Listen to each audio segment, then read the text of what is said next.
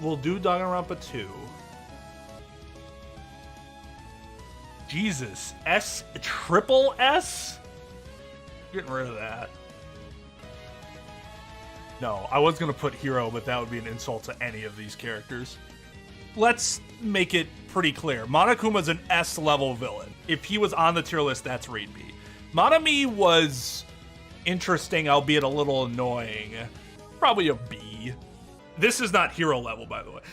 This will just represent the worst tier, but it's not hero tier. There's no character worse than hero. We don't even really know anything about him other than he's an imposter. He really has no personality except for the person that he was. He didn't even have a name. He's whoever he impersonates. And that in and of itself is a shitty personality. They have no personality of their own, and thus making it garbage. I wanted to make this another bell curve, but I might have to make another inclusion for F, because Hiyoko is just...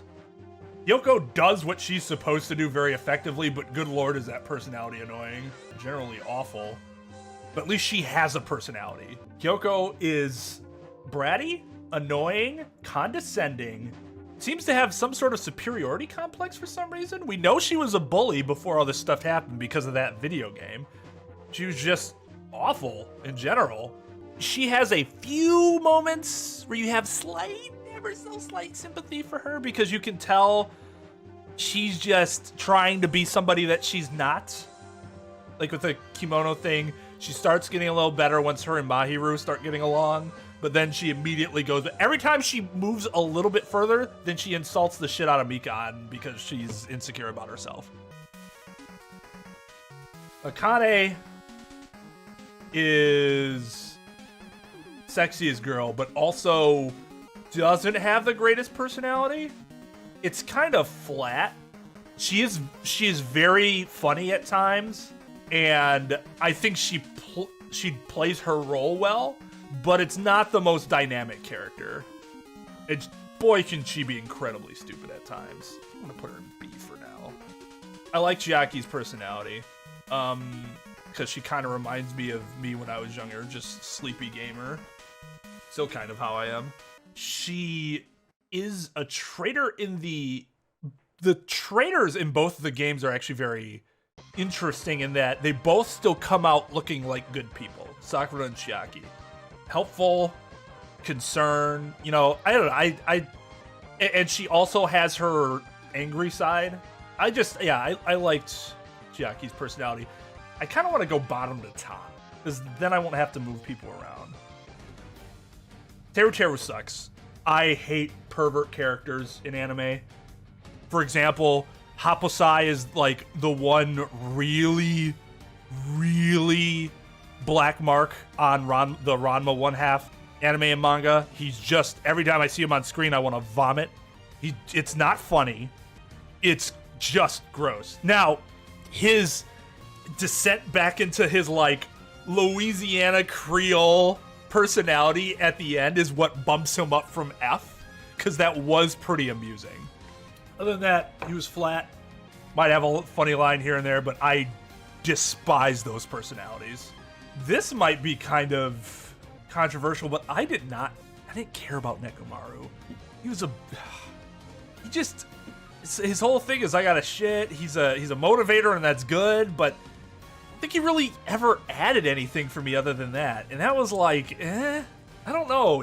It's really interesting. I can't put my finger on exactly why I don't care for him, but I just didn't. He wasn't interesting at all to me.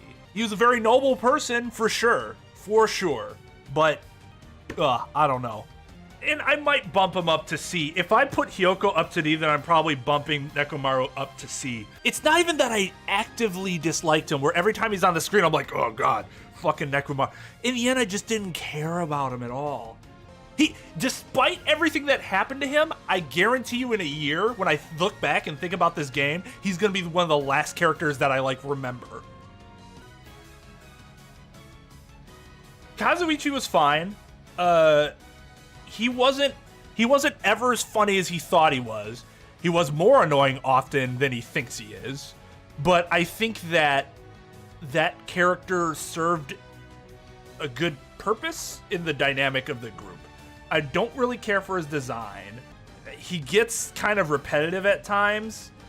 The Sonya stuff can be kind of funny, but at his expense. If he would have died, I wouldn't have lost any sleep over that.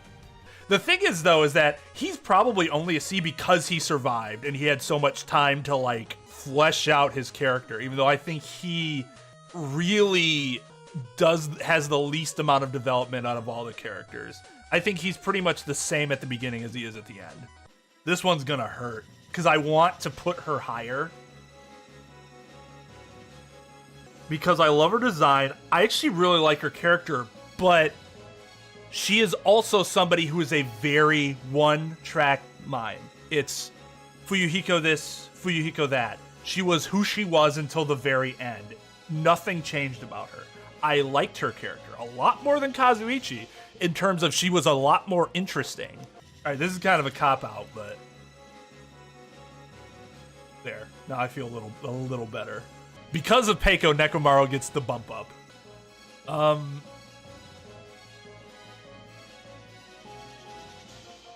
Gundam was amusing. It was funny to see him on screen. His whole excess personality, but like secret insecurities were endearing. The problem with Gundam is I don't think he changed either. Like these characters, none of them had a character change to them. They were always who they were throughout the entirety of the game. But I will say that the fact that these three can be in B despite that means that their initial character had some very compelling traits, interesting traits to them. Because normally those characters for me would be in C. Like this. Even though I don't like her at all. She was a great instigator and played the bully well. Mahiru was a good character, but she dies kind of early. But she does have a change to her character despite that. I like that she was kind of the next in line to be the leader. Like she stepped up. Fake Byakuya died, Mahiru stepped up before she died then. That was, I think that said something about her. I enjoyed when she was on screen. Her little personality quirks were endearing, and she brought very good energy in her character. The reason she's not A is because she simply wasn't around enough to like push those positive traits as much as she could have. And she didn't make as big of an impact in a short period of time as, say, Chihiro did. I would have probably had Mikan here somewhere until the very end. Once her personality change in the trial bumps her up an entire tier, because she got a lot more interesting when that happened. I liked her character from the beginning, like she played it well. The trial really elevated her a little bit then, once you realize just how batshit insane she was. And that made her a lot more interesting. She plays her I'm helpless role very well. Timid, but also trying to be helpful. And then when she goes off the deep end, it's just kind of hilarious. Like, it's like, oh my, what is happening there? All right, yeah, Chiaki will go here. Chiaki always seems to be Chiaki, and she was always kind of an interesting character from the very beginning in terms of, like, what is she thinking? She's kind of like, her emotions range very well. Like, yeah, ultimate gamer, gotta respect that. And I liked her design. Her hoodie was cute. She was just kind of very pleasant in presentation in general, I found her to be. Sonya really grew on me as the game went on. She's very funny. She kind of takes up the mantle of being the leader after Mahiru goes away. But she's also very caring. She's all about the greater good. Despite the fact that she comes from royalty, essentially. She's very, like, I just want to hang out with you guys because you guys are my friends. And that's always tremendously respectable, because it is so easy if you come from a background like that to just kind of fall into I'm better than everybody. But that wasn't her at all. Byakuya was like that, right? For like the first 75% of one. That's how Sonya could have been, but she wasn't. And She got fucking hilarious when she got more of a focus on her. She's kind of like an otaku in the way she had like these obsessions with these like different cultural phenomena. So yeah, Sonya was a really, really good character by the end. Started off very low for me, but she made her impression in the second half of the game.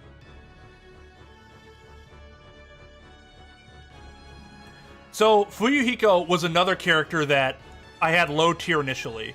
I like gangster characters a lot, but he just came off as kind of a Napoleon. Like, oh yeah, little man upset that he little sort of thing. I think the game wanted you to think that way. That was purposefully done because chapter 2, what happens to him and the way his character changed, fucking interesting. I love his character in the last 75% of the game, where he still has his edge, but he's also just not a straight up asshole anymore. And that makes him a very valuable member of the group. He was just kind of fun to be in general when I was like doing his voices and stuff, which is kind of important. I like his character design because I like the gangster, like the formal gangster look. It's really cool to me. I wish he had his hat more often that he has in the beginning, but he doesn't, which is whatever. But then the eye patch is really cool afterwards. Him like going hardcore, I'm going to repent by stabbing myself. I don't agree with making that decision, even though it was for a noble reason. So it's like a good and bad sort of thing. Because some people would see what he did and just go, wow, that was awesome that he was willing to say, I will punish myself for being such an asshole. It also kind of slaps Peiko in the face, because why would Peiko do what she did only for you to kill yourself? That's kind of fucked up. But at the same time, the rest of his character easily like overshadows that flaw. I'm actually gonna put Hajime here. Hajime is another character that started off very to me. He wasn't as interesting as Makoto, and he kind of came off as, I won't say abrasive, but very cold earlier, and just in a way that didn't make him very endearing. But he gets better over time, and then the final reveal is very interesting. Very interesting. That bumped him up from like mid B to high A. That is interesting character background. Like, holy shit. The general mystery behind him before that was cool too. He's not as good as Makoto was overall though.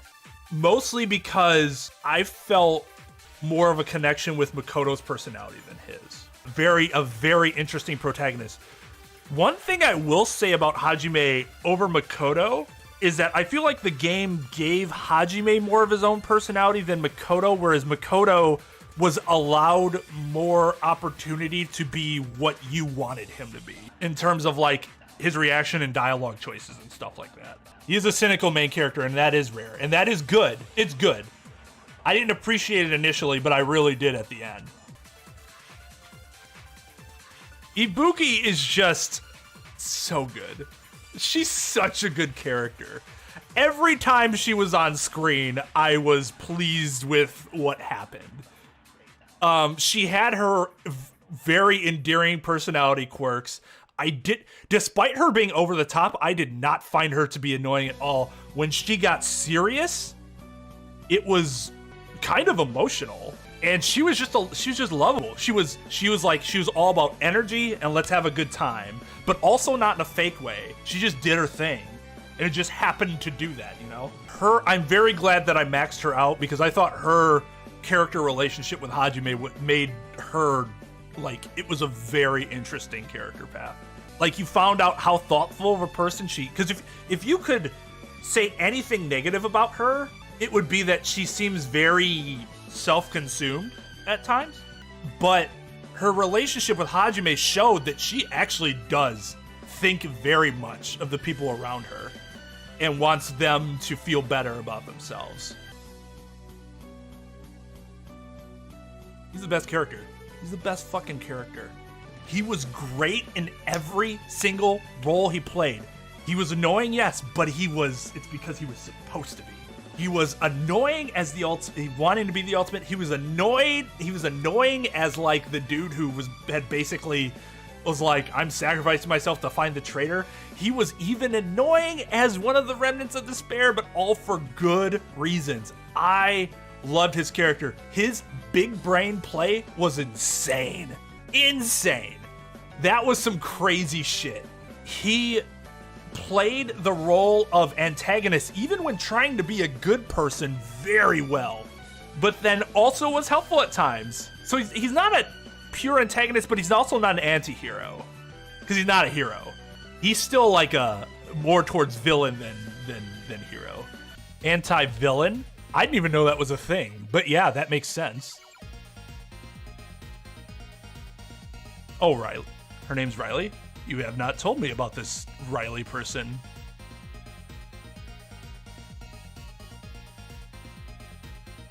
Oh, I see. Even if she doesn't take it seriously, she probably still has a lot to fucking teach you, right? Hi, Riley. I'm Twain. Nice to meet you. Best fox. Man, when you can say I don't even take the game seriously anymore and still be the best fox in Zero Suit Samus, that's pretty fucking sick.